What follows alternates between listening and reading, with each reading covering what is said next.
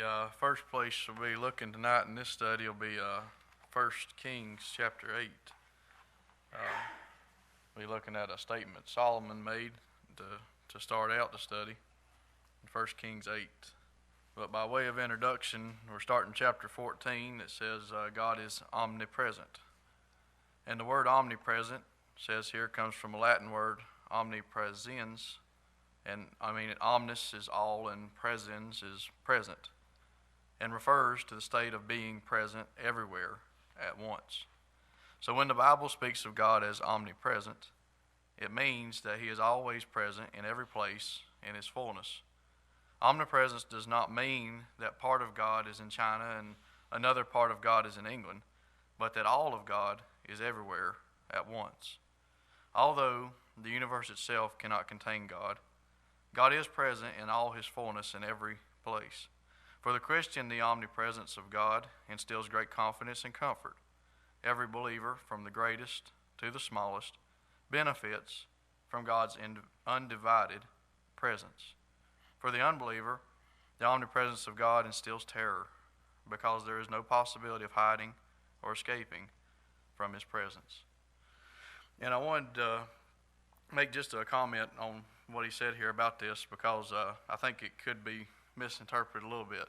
That there is a fear, a terror fear, and then there's a reverential fear. So for a believer, there is still that reverential fear that we give to God as our Father, as our Master, as God. So there is a reverential fear that believers have, but ultimately the overall effect of God's presence is that we're comforted in the fact that as a loving Father, or as a kind and caring Master, he is with us in all places. But the terror, he means the fear there on the unbelieving side, is that presence of a judge, a condemning force that there is no escape from. So there is a distinction where believers would have a healthy fear, a reverential fear. But as we go to 1 Kings chapter 8, we look at first a statement by Solomon that tells us about the omnipresence of God.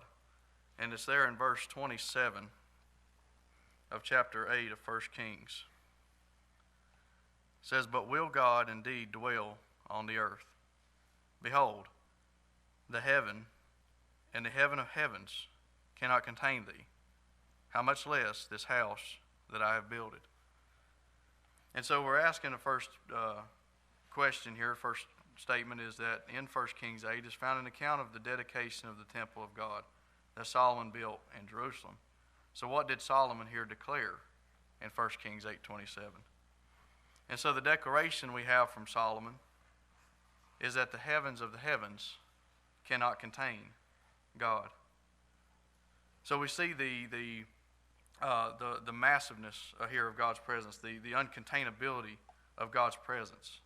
That it is so much so that even the heaven of heavens, could not even contain God.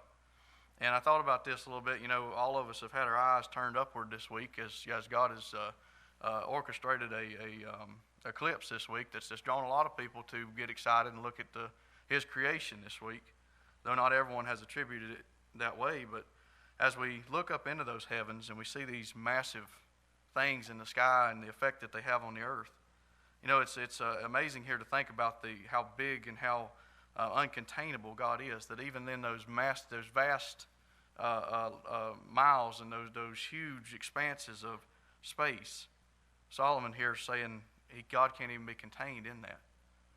So his omnipresence is what we attribute to that he cannot be contained even in the heaven of heavens. And it says here, what does Solomon's declaration teach us about the omnipresence of God? And so clearly we learn here that he cannot be contained. He can't be contained in the heaven of heavens, how much less in a house built by man's hands. It was really just Solomon showing the inadequacy of the works that he had built here, that they had built a house for God to live in, to dwell in with them, but ultimately he realized the truth of it was that this would be a symbolic dwelling, a symbolic thing of God's presence with the people, because the actual omnipresence of God could not be contained within what he had built. It also says, according to this text, should we think that God is somehow confined to our modern day church buildings? And I love how he brings application down to us today, because I think this can actually become a stumbling stone sometimes, where people kind of fix their attention on a church building. Maybe get a little superstitious about a particular place. But the reality is, for us, like we talked about before, there's great confidence for the believer that when I leave out of this place, God's still with me. If I go to work tomorrow, he's still with me.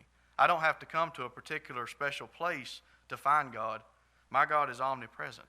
He's there any time that I need him, with me all the time, to be called on. And we'll see that in verses as we go deeper into this study. But he's not confined to any particular buildings. He couldn't be contained in that temple. He's not contained in our modern day buildings. He is the omnipresent God without boundaries or limits. So number 2, if we'll turn over to Psalm 139. Psalm 139. And it says here, before we read the verse, in the following scriptures are found several important texts regarding the omnipresence of God and its implications for all men. And so we're asked to read 7 through 10 of Psalm 139. And it says, whither shall I go from thy spirit? Or whither shall I flee from thy presence? If I ascend up into heaven, thou art there. If I make my bed in hell, behold, thou art there. If I take the wings of the morning and dwell in the uttermost parts of the sea, even there shall thy hand lead me, and thy right hand shall hold me. And in these verses here, we see a declaration about God's omnipresence and how it actually affects us. He asked the question, where can I go? Where could I go to get away from God? His presence is everywhere. If one goes up into heaven, if a believer dies today and goes to heaven, what does the scripture teach us? We leave from the body to be present with the Lord.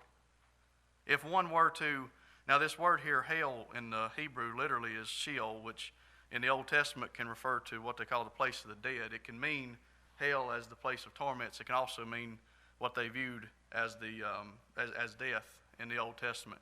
But I thought if you look at this word in both senses, if one were to die in unbelief, rebelling against God, and go to hell, the place of torments, Revelation 14:10 says that the wicked will be tormented with fire and brimstone in the presence of the holy angels and in the presence of the Lamb. Even there in the place of torments, even in the punishment side of hell, there is God's wrath. There, God is still present there in his wrath. And then on the other side, if a man dies, if a believer dies and just goes into death, like we've already talked about, the body lays in the grave. And we look forward to that hope, because when a believer dies, our body doesn't stay there. While our spirit goes to be with the Lord, our body waits, and he will resurrect us. That was David's hope. David's hope here, and it was actually a confidence he was expressing, that no matter where he went, heaven or in the grave, God would be with him. Then he even talks about places on the earth. Sustained it. God's sustaining and leading and guiding hand. If I go to the remotest parts of the earth, the uttermost parts of the sea, if I were to, he says there, thy hand leads me. There thy right hand shall hold me. I mean, David was saying there's nowhere that I could go, but thou art there. There's no way to get away from God. And again, we see this twofold thing playing out as we look for it, as it applies to all men. Believers, this should be a great confidence that no matter where I go, no matter how dangerous a place may be, and as David said in the 23rd Psalm, even if it's through the valley of the shadow of death, thou art with me. But to the unbeliever, there is a constant, according to Psalm chapter 12, a constant angry judge. There will not be an escape from his righteous judgment. No matter where a man goes, he cannot get away from the presence of God. So we look at Jeremiah 23. That's our next verse. Jeremiah 23. And in verse 23 through 24 says there, am I a God at hand, saith the Lord, and not a God afar off? Can any hide himself in the secret places, that I shall not see him, saith the Lord. Do not I feel heaven and earth, saith the Lord. And so here we have God talking about himself. He says there that he is not. He declares this, that he is not a God afar off, but he is a God at hand. And that, that phrase and that term at hand, it's talking about a nearness, a closeness. That God is very, very near. He's not afar off. It's easy, I think, sometimes for people to get by with persisting in sin and unbelief when they think of God as some distant deity. They think of somebody who just set the world in motion maybe, or maybe even don't go that far, but just you put God way, way off somewhere. That's something way over there you don't have to deal with. But God is saying of himself that he's not very far. He's not very far away. He's very, very near. He says there in a rhetorical question form, do not I feel heaven and earth? He's declaring again his omnipresence, that he, in heaven and in earth, God feels it all. He's there, not just in a little bit, but feels it. Like we talked about, God doesn't just a part of him exist here or here or here, but he can exist in his fullness at all places, at all times. His omnipresence. He even says, can any hide in a secret place?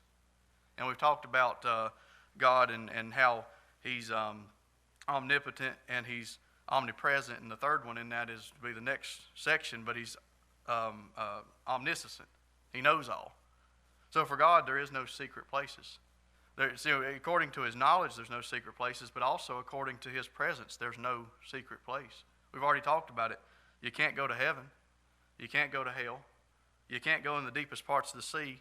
You can't go to the remotest parts of the earth and get away from him. He feels it all. And he's at hand, very, very near.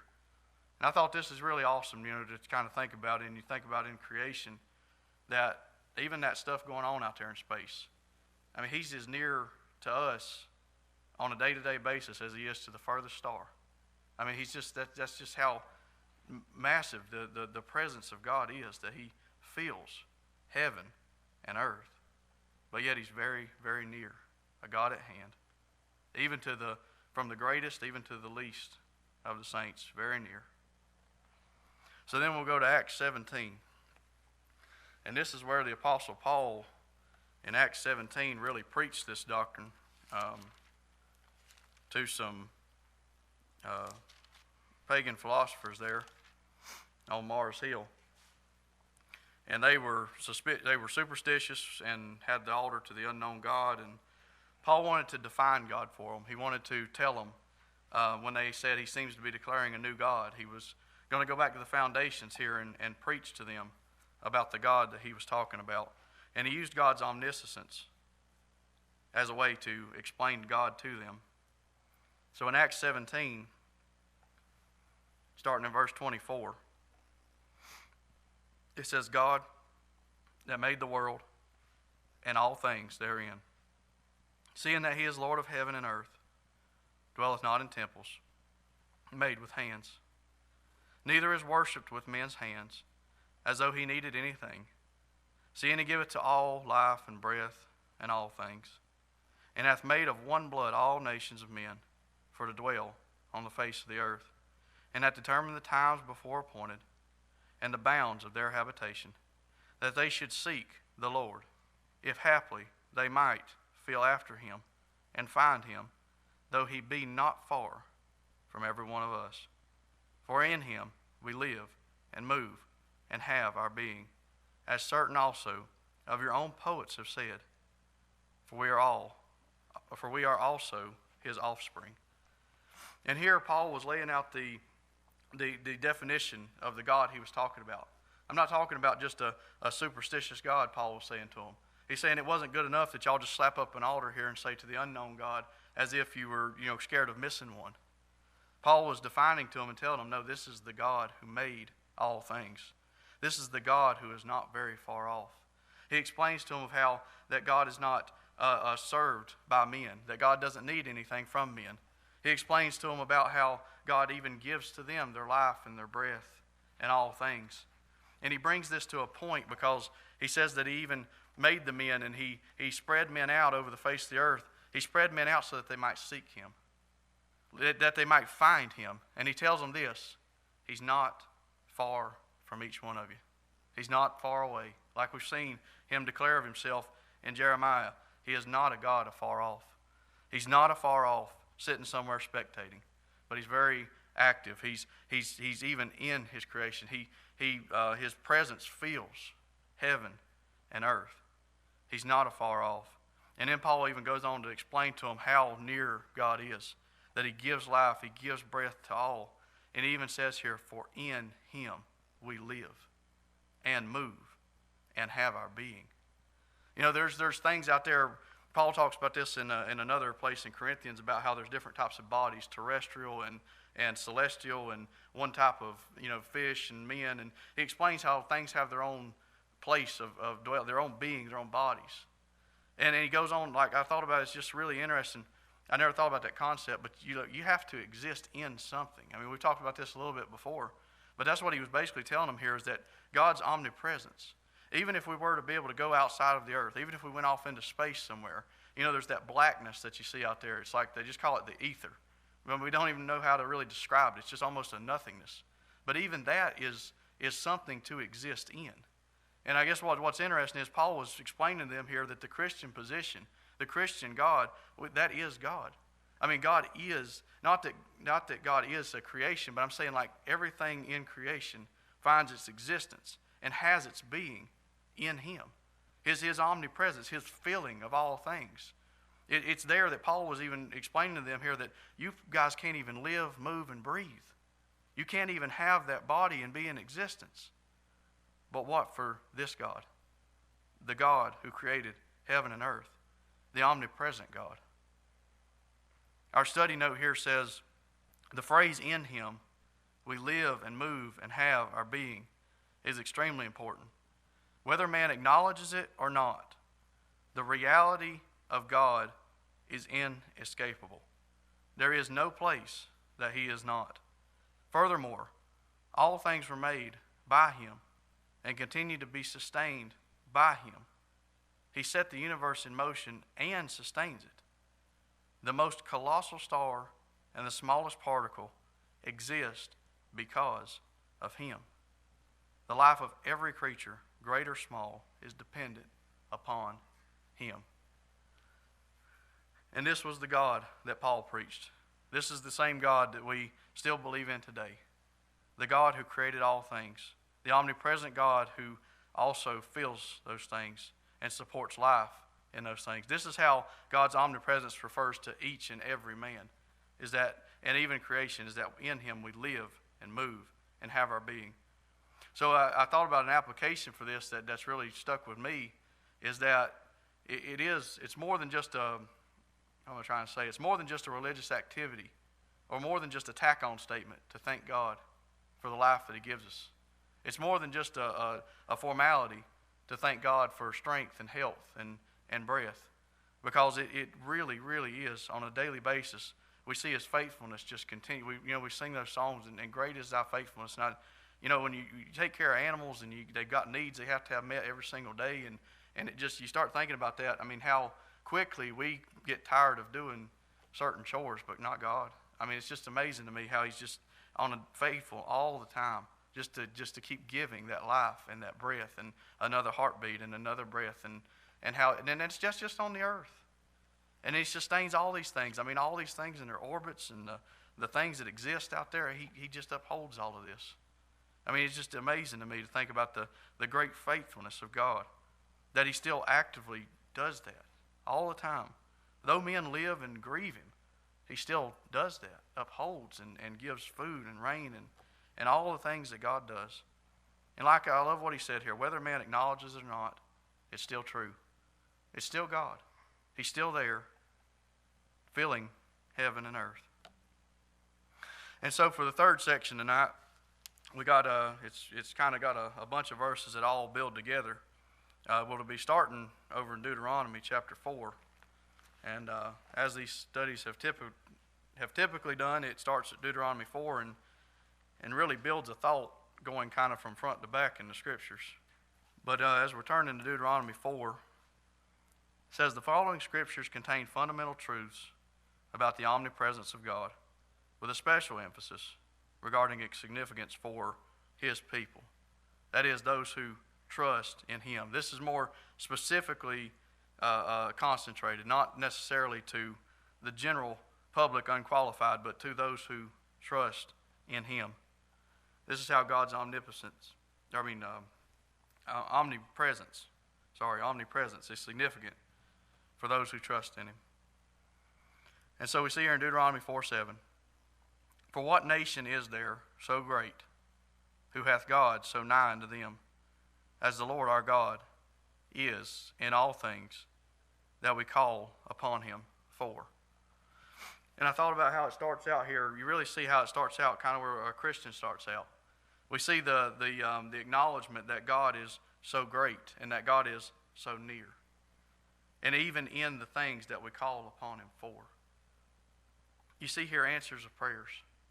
And what this applies to God's people particularly here is that we see him in the answered prayers. We see that activity. We see that working, that sustaining. We see him in situations. We see him sanctifying. We see him helping. We see him doing all these things when we call upon him for things.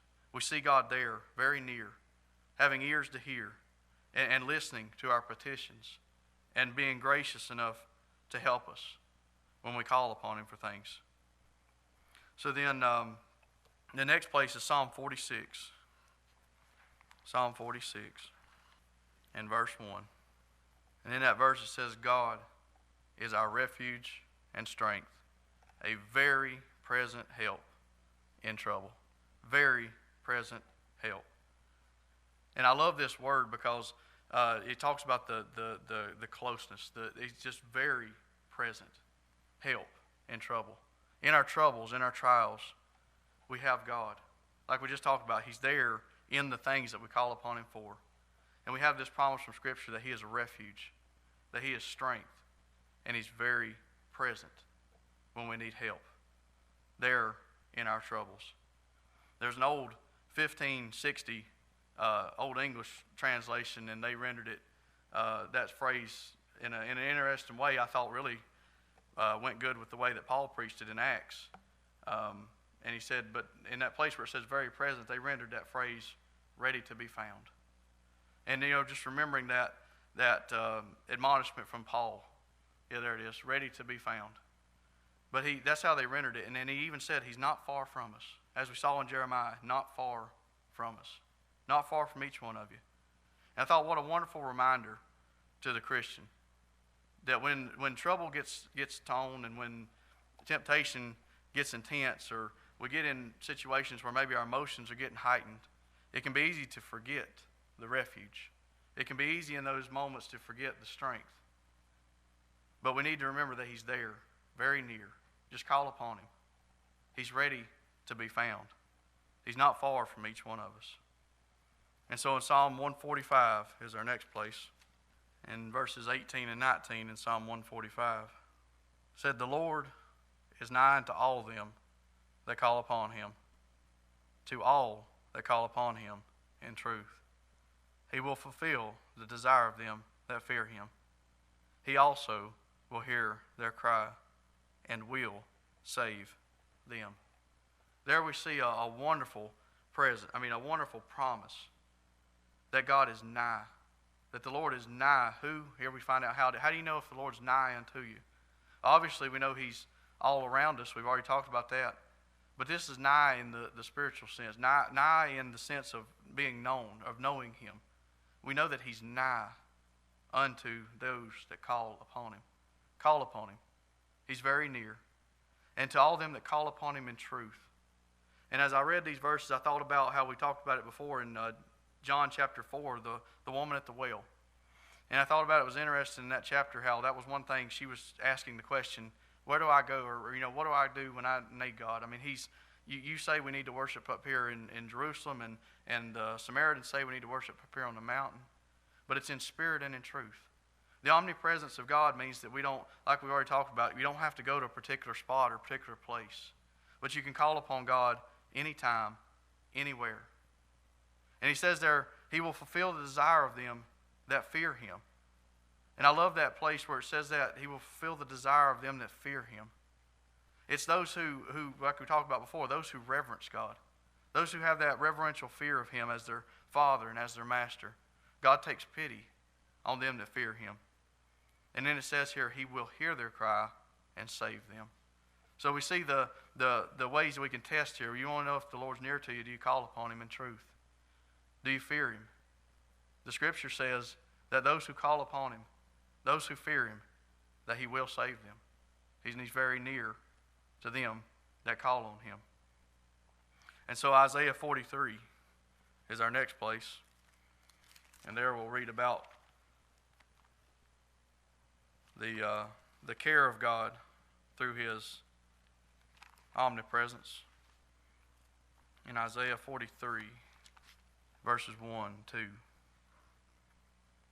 said, "But now, thus saith the Lord that created thee, O Jacob, and he that formed thee, O Israel, fear not, for I have redeemed thee. I have called thee by thy name. Thou art mine. When thou passest through the waters, I will be with thee, and through the rivers, they shall not overflow thee. When thou walkest through the fire, thou shalt not be burned, neither shall the flame kindle upon thee." And in this verse, it calls out Jacob and Israel by name. And we know from the New Testament teachings of Paul in Romans chapter 4, 8, and 9, we see that this verse can also include Gentiles. It's the ones who call upon God. It's the people of God in spirit. As Paul refers to it in Romans chapter 11, the Israel of God.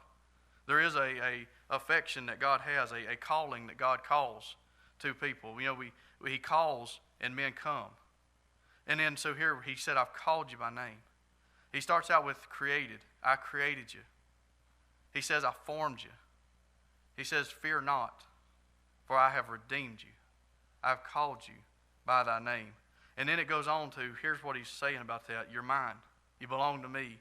And this special care that God has for those who trust in him is when thou passest through the waters, I will be with thee. We see that even the mighty waters are no match for God. And then he gives some examples here. When they go through the rivers, they shall not overflow thee. This should take our minds back. Isaiah is taking our minds back here to a time when they were up there at the Jordan and they were getting ready to go across, and God was with them. He went before them.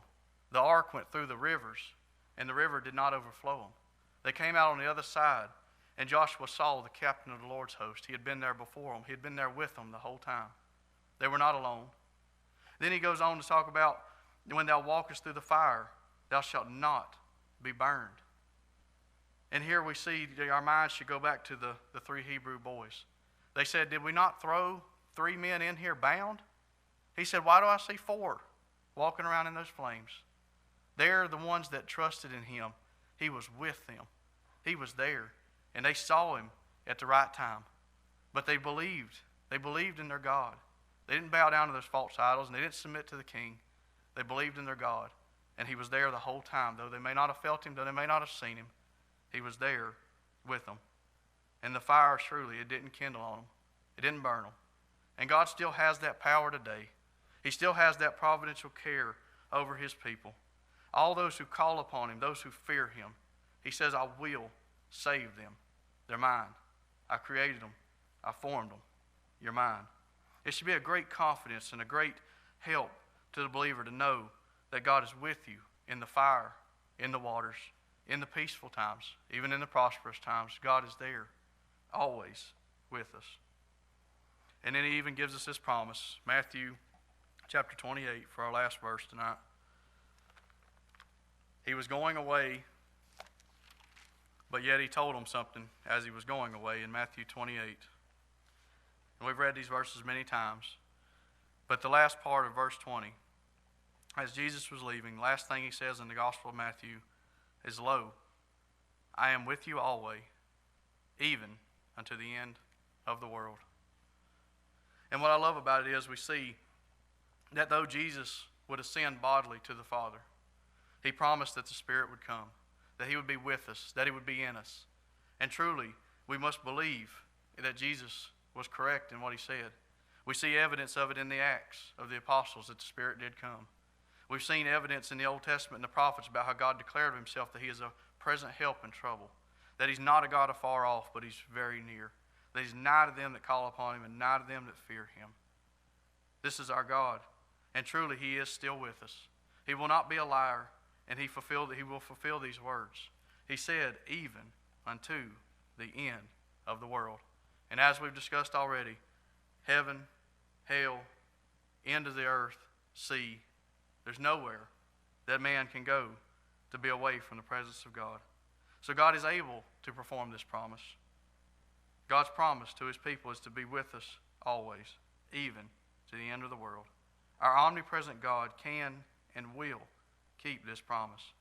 He is still a very present help in times of need, and He is nigh unto them that trust in Him.